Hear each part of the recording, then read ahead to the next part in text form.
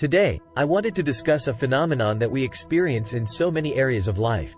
However, I believe that the example of the internal debate in the State of Israel regarding legal revolution or legal reform, depends on who you ask, has escalated to such extremes that it highlights the issue to extreme levels and serves as an excellent example of the message I want to convey.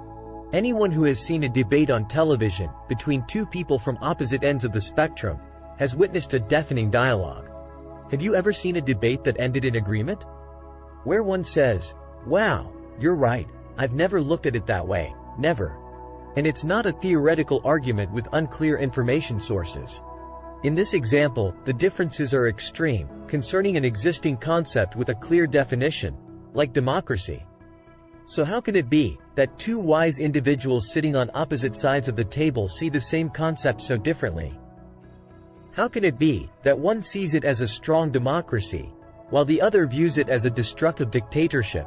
When I looked at it from the side, I thought to myself, someone must be fundamentally wrong here. Both sides can't be right, because it's the opposite. So, who is right? You can also see the disdain between one side and their colleague, as if they don't understand how one can think such a thing. Not to mention the facts that support each side so well. So, what is the truth? Is there any truth at all?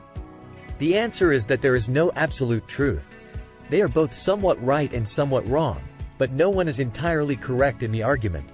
I call this situation the glasses symptom, where two people see the same reality in completely different ways due to their different glasses. Think of a theoretical example. A person sees a table, and is asked what they can say about what they see. They answer, "It's a piece of furniture, people sitting on it." We would think that this person is not very sophisticated, or at least, their intelligence is severely lacking. Now imagine that when you tell this person it's a table, they laugh at you, belittling you, and say you're ignorant because you can't even correctly identify it as a chair. So far it is very clear who is wrong, but what will happen if it turns out after checking? That's what they see through their glasses. There's something about the glasses that makes him see a chair, and that's what he really sees. Now it's clear why they reacted that way. Now it's clear how a grown person did not know such a basic thing. Now it's clear, why couldn't they entertain a different argument and even belittled it? This example is precisely what happens in a debate between two wise individuals who see a concept completely differently. Deaf conversation. But how do these perspectives, these glasses, develop? It's a perception of how a person sees and interprets what they see. It's shaped by three past influences: education, values, and interests. An unreligious person sees someone studying Torah all day, and sees him as a parasite. When another person sees them as someone safeguarding the nation. One sees an IDF soldier as a cruel conqueror, while the other sees a national hero. When these glasses are formed, the person who wears them really sees differently. He is not lying. He really sees it differently, and he cannot accept that this is not necessarily the real reality, because that is what he sees. And all his thinking and logic comes only after what he sees.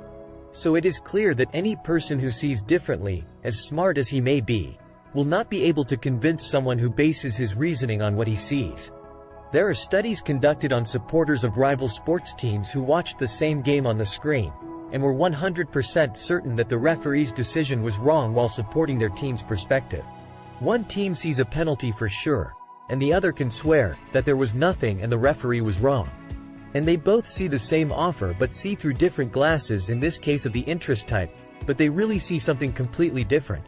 If you are, for example, a person with a left-wing opinion, and you are sure that what you think is right, it is important that you know that, apparently, if it were you with the same level of intelligence, and the same education, but you grew up in a right-wing environment, you would probably think exactly the opposite. What does this teach us? That we can genuinely see something else because of these glasses. So can't we have a discussion? Is there no room for debate because we see differently? The conclusion is that we cannot argue about what we see. Instead, we should discuss the glasses themselves. Is the State of Israel ours, or are we considered occupiers? What is occupation, and how do you determine land ownership? Is it enough that we have such deep historical roots? And what about the settlement sequence? Is the Jewish religion correct, and do Torah scholars genuinely protect the state, or is there no truth in it? What is faith, And does every belief need to be respected, or are there clear boundaries? We probably won't agree on the glasses either. But at least let's agree to disagree and set game rules. Let's establish the assumption that we cannot see things the same way, even though it seems so reasonable to you and the other side sounds unreasonable. Let's assuming that you see it that way through your glasses. You cannot rely on your perception as criticism of the other side. In this way, we can only compromise.